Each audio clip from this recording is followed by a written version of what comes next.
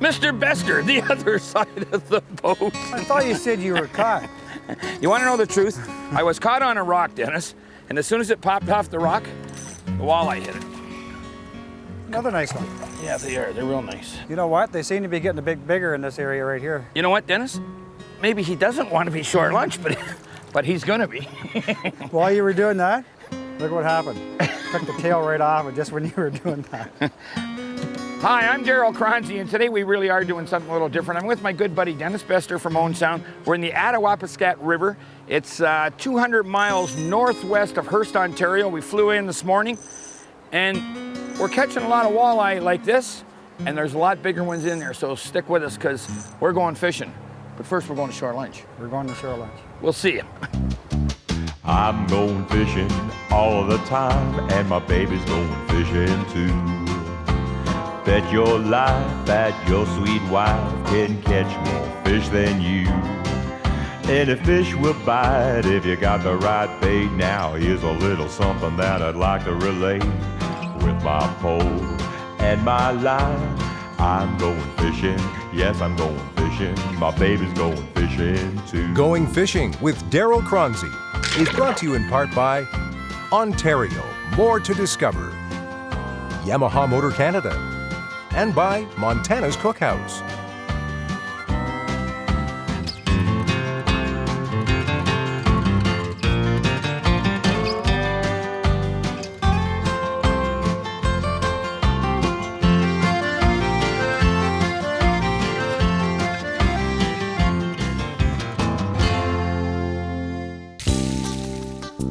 Anglers in the know realize full well that a fly-in fishing adventure deep into the northern Ontario wilderness can mean catching that trophy walleye or northern pike of a lifetime. Today, Choronzey has met up with his friends at Hurst Air's Carey Lake Air Base for just that, an experience of a lifetime. The boys are boarding a beaver float plane for the 200-mile flight north to Harry Baxter's Pym Island Outpost Camp on the Attawapiskat River. The trip north means flying over some of the most rugged wilderness to be found anywhere on the North American continent. This particular region of north-central Ontario, referred to as the James Bay Frontier, is spectacular in its own right. Blanketed with hundreds of thousands of acres of pine forest, dotted with thousands of lakes, streams, and rivers, it is a true sportsman's paradise. Stay with us as Choronzey and his good friend Denis Bester enjoy a day of walleye madness on the Attawapiskat River. Here you go, Choronzey. You're playing under the boat, eh? Nice little hole right out beside here. Our Nice guide said to start. cast over there. You're right at the boat. It was a good start anyways. A couple pounds. What we're doing is we're following the river up, and we're getting into spots where the rapids seem to slow down, and then we know we've got the pools. And we're just dragging these jigs through the bottom of the pools. We're sitting right against the big rock right here, and there's a nice little hole right off to our side here, right? Actually, we could leave you on that rock, eh? No, I want shore lunch. Getting there is brought to you by Ontario, more to discover. Anglers leaving Toronto can drive north on Highway 400, then onto the Trans-Canada Highway 11 west to Hurst and the Hurst Air Carey Air Base located west of town. American anglers crossing the border at Thunder Bay or Sault Ste. Marie follow Highway 11 east to the Hurst Air Carey Air Base. Visiting anglers from distances farther away can fly to Thunder Bay, where rental cars and shuttle connections can be made. Dennis, right in. You know what? You start seeing those little rolls out there with the current. And We're just above the rapids, eh? About 200 feet above the rapids. that last run, yeah. That's a nicer one. Nice fish. And guess what? We don't have a net. That's okay, I'm gonna hand them. But you know what? Okay, give me the proper name of this river. It's called the Attawapiskat. The Attawapiskat. Now listen, we're about 200 miles northwest of Hurst, and we're about 200 miles from James Bay. Yeah, west of James Bay. It's a nice- and it's a huge river. there are nice walleye in this river, I'll tell you. I'm not sure how long this river is, but I think Harry said it was 200 miles We're 200 miles from James Bay, right? And also about 200 miles from Lake Attawapiskat or Attawapiskat Lake, right? You're getting it. I'm getting You're there. getting the pronunciation there. Before the trip's done, I'm going to get the name of this lake. But what's happened is this river flows directly into James Bay from the lake, which is 200 miles in the other direction. And it's just a big walleye factory. And pike. And pike, big and pike. Big northern pike. We're going to try and get some of them later, There's right? another one. Nope. Well, what Harry says is we're coming through rapids. And actually, Harry knows the river, and we tie the camera boat on the back, Right. and it's almost like a train. Eh? We're pulling them through the rapids. We get to the top of the rapids, and you get this deeper water, and when you've got a good guide, all he's going to do is tell you where to cast. And you can see the weeds just at the edge of the boat here, too. So we're just fishing off the edge of the weeds. What weeds? What weeds, yeah. Some call it Caesar salad. So how do you best go about choosing that special northern fishing destination? Well, for starters, you may want to visit one of the many fishing shows that are staged around the country in late winter or early spring. There you can talk firsthand with outfitters about the fishing, accommodations, and that all-important price factor. Then again, you can scan the pages of the many outdoor magazines that grace the newsstands at the local corner store, or turn on the computer, click on a search engine, and search for an endless supply of information in any province or territory of your choice. Many outfitters also distribute brochures and pamphlets on their operations. Government tourism ministries will gladly send out special guides that list camps and guides across their regions. Hey, why not sit back on the couch on any given weekend and tune into your favorite local fishing show to see firsthand the fishing, accommodations, how to get there, how to catch them, and guess what? Even how to cook them. Another one, Choronzey? Right off the back of the boat. I got one too. You got one too? Harry says, wait till we get to the big rock. What we did, was we anchored, back there about 3 miles? Yeah. And moved up here and tried it up here. And What Harry says, hey, we're going to get over to the big rock. We're going to catch some fish. And over to the honey hole. Dennis, I got something big here. Big walleye? Yeah, it's not a pike, it's a big walleye. Maybe a sturgeon, Harry. That's a nice one. This is a big fish. Dandy I'll just fish. leave my rod in Okay. until you get that fish. And we're not using nets up here.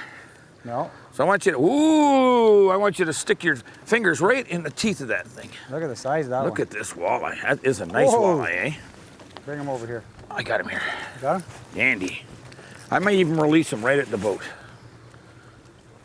Look at that. Isn't that a nice fish? That's got to go, 7 pounds?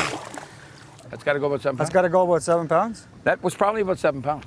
Dennis, without the net, I don't want to get them into the boat. You know, I don't want them thrashing around in here. Yeah. So if we can, the big ones we're just going to release right over the side. Right over the side. Dandy fish, eh? Beautiful. Put it back down there, buddy. Dennis, did you break off? I broke off and you got another fish on. I know. Right. I'm sitting and watch you playing with that rock out there. You didn't have to change my line on me last night, did you? No, I didn't. It was kind of funny. I was sitting there watching you, and I get tap, tap, tap right across the bottom. I'll try the yellow jig head again. There's so many fish in here. It isn't funny. I know, that last one you had, that was a beauty. Big, big fish. At least 7 pounds. You know what the trick is here? We came up originally with 3/8 ounce jigs, right? And I think we had quarter, right? quarter? No, 3/8. Came in with 3/8 ounce jigs when we first came in. And the river where we're fishing in most spots only 6 to 10 feet by what the Laurent says, but there is one heck of a current in here. So we had to switch over. We're on a 3/4 ounce right now. 3/4 ounce and... There's another one, Dennis. Yeah, 3/4 ounce okay. and you better get tied up. Never mind, I better concentrate on what I'm doing here. We're about, 7 miles from... 7 miles up the river. cabin? 7 miles up the river. Hey, you know what? And it's scenic, right? We saw the ospreys, we saw the bald eagles, we saw the beaver. A lot of beaver. And a lot of walleye, buddy. You want a hand with that? No, I don't need a hand with that. Come on, baby. You saw what you did with the last one. Yeah, I know. They're nice and chunky, Dennis. Nice walleye. Really nice. Get this grub out of his mouth, Dennis. Nice fish, eh? It is a nice fish. They are, they're dandies, eh? Nice color, beautiful color, and look at the girth on that Yeah, thing. and they're dark, eh? Yeah. That's the old Lurenberger. Are we going to harness. save some for the old shore lunch? I guess not that one, eh? Dennis, there's so many fish in here right now. Let's have some catch and release, right? Yep. And then catch and fry. And again, we're gonna catch a lot of fish, but we're only gonna keep, well, we've got 5 other people with us, right? Yep. We'll probably keep 5 fish altogether. What do you 5 for think? shore lunch, Yep. and what are we going to do with it? We're gonna have just a pan fry. How's that? Montreal Steak Spice? Montreal steak spice. I'm back in business again, so I got to see if I can get one bigger. Okay. Bester right off the bow. I just got through losing one. No. He followed in 3 times. Are they strong fish or what? They are. I'm going to Aren't get they? this. I'm going to get this one now. You're gonna do what to this one? I'm going to get this one, I think. Sitting at the front of the canoe. Well, it was nice of you to give me the front of the canoe, Darryl. They're in there pretty thick, Dennis. Even though you got a cast over my head, that's Yeah. okay. They are nice fish. Works good. They like white up here. They like white. You know, and it depends. Like you get into some rivers and you can't Oh, I got another catch one. them hardly on. I'm gonna push you off the front of the boat in a second. You wanna know what sit- you've got? you wanna You've got stand the up here? pool right in front I of you, know. right? That's okay. You're gonna get a lightning rod across the ears in a couple seconds. There he comes. Oh, he's a lively one. Not very big, but he. You know what? You're sitting right over the front of that pool. God, I know. I love it. Small guy, but good fighters, eh? Yeah.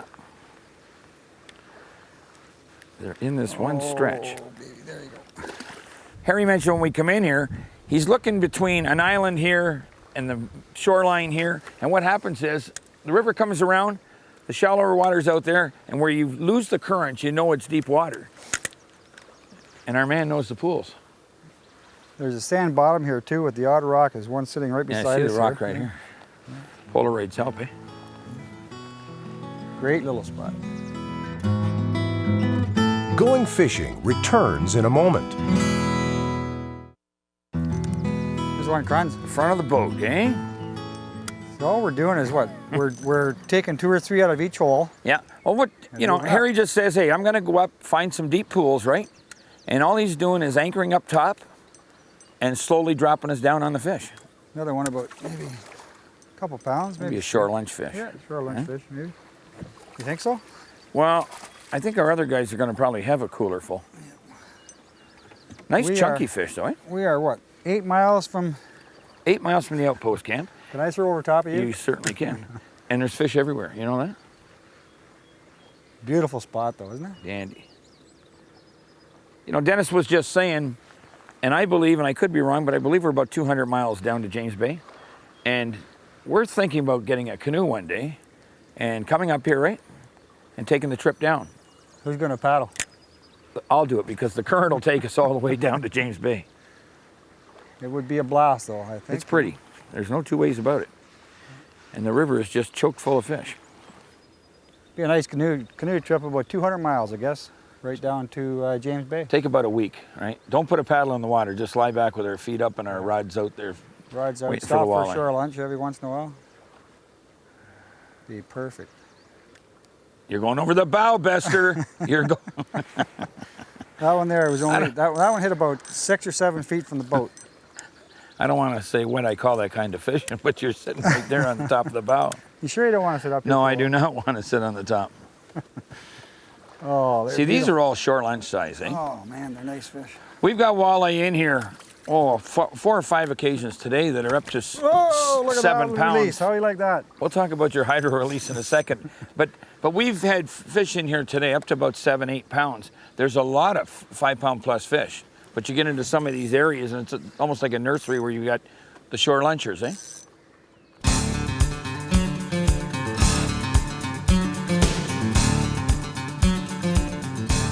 Remember, when you arrive at the airbase, all your gear, sleeping bags, and tackle go on the weigh scales before they go in the float plane. Every float plane operator in the north has a weight allotment, which usually ranges from 50 to 100 pounds per person. With that in mind, think smart when it comes to choosing your rods and reels and baits. Here's a short list on the best bets we suggest for success in the north. Big fish, those lunker northern pike and humongous lakers, can best be defeated with the same style of rods and reels. Medium to medium-light bait casting rods matched with medium-sized bait casting reels are ideal for chasing down both species of fish. As for the baits, think big lures when it comes to catching big fish. Almost always those trophy lakers will munch down a selection of large silver-plated and those new special colored spoons.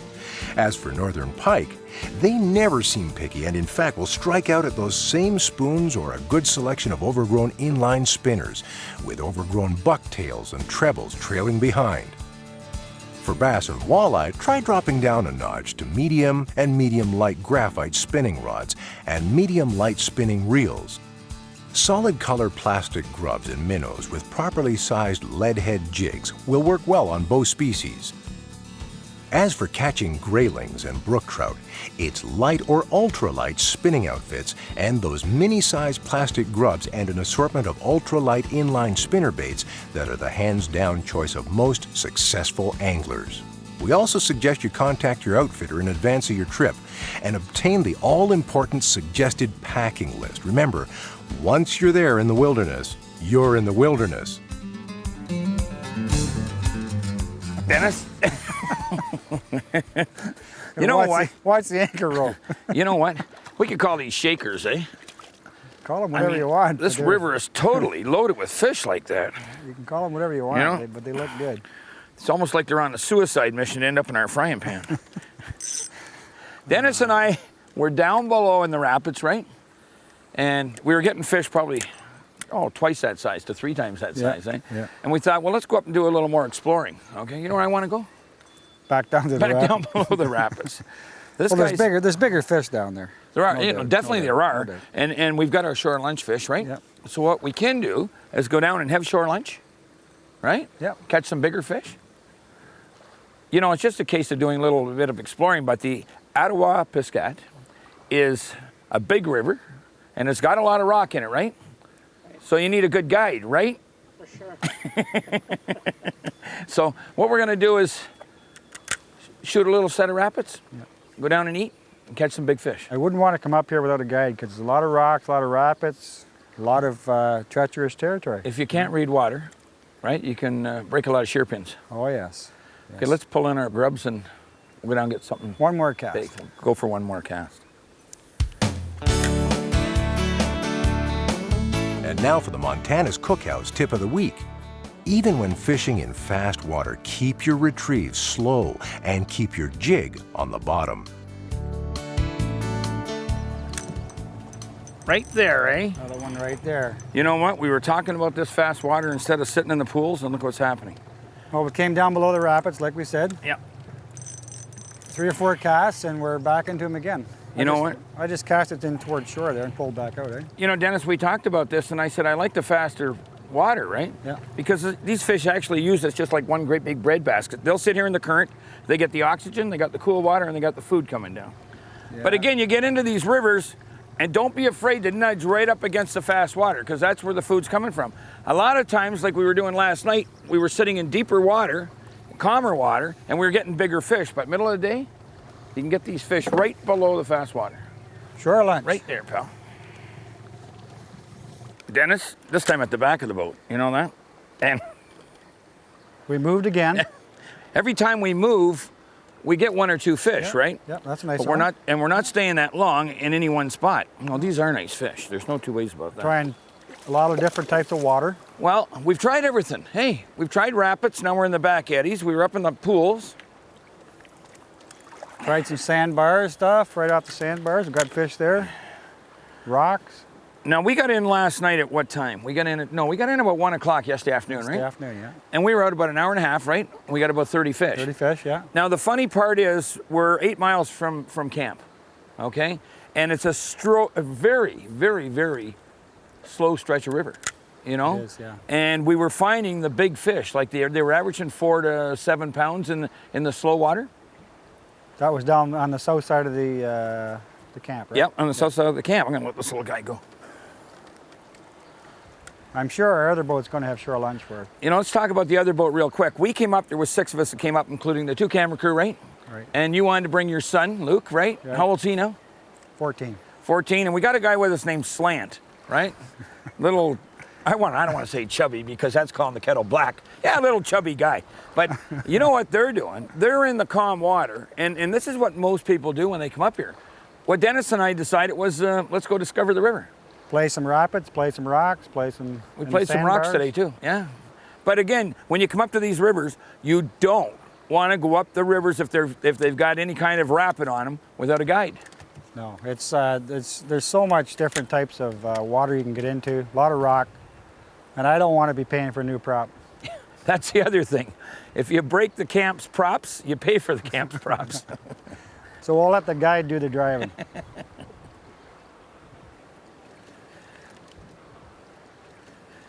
Dennis, right beside the big rock. He's trying to get under to eat that big rock too. You know, we were talking about rocks and fish. I just got broke off by one, and you catch one. Now you got to see the size of this rock, and this is what we're fishing around. Big rocks, small rocks, and lots of rocks. You know, Dennis, this is going to be a shore lunch fish. Dennis and I have been out for 2 days, and there are a lot of fish. I mean, there's a ton of walleye in this lake, up to anywhere from 2 pounds to 15 pounds. I would say so, yeah. And we've mentioned that they got one 14, 15 pounds there last week. So. You know, we got 3 last night over between 7 and 10, and we got 7-pounders this morning. But these are nice fish. I'm going to give it to the boss. You can cook it.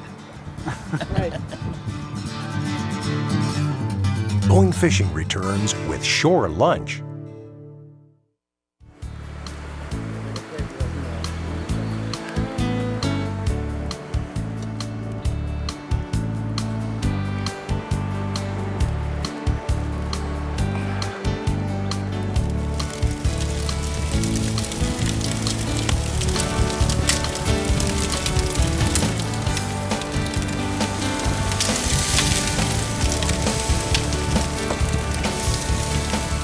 Listen, if you get the chance, don't pass up the opportunity to visit Hurst Air on the Attawapiskat River at Pym Island.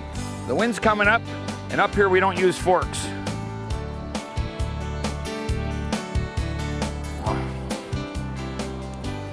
We'll see you next week.